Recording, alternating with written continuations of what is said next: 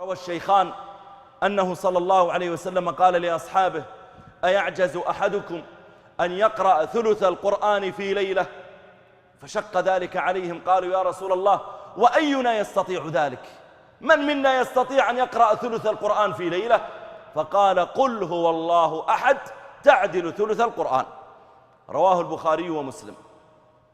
وفي حديث عقبة بن عامر رضي الله عنه الجهني قال: كنت أقود ناقة النبي صلى الله عليه وسلم، فقال لي: يا عقبة، قل هو الله أحد الله الصمد لم يلد ولم يولد ولم يكن له كفوا أحد. قال: فقرأتها.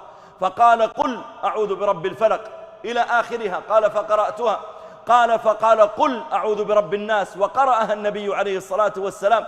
قال عقبة: فقرأتها معه.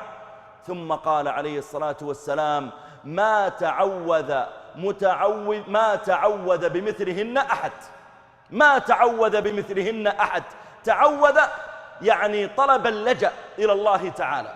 رواه أبو داود.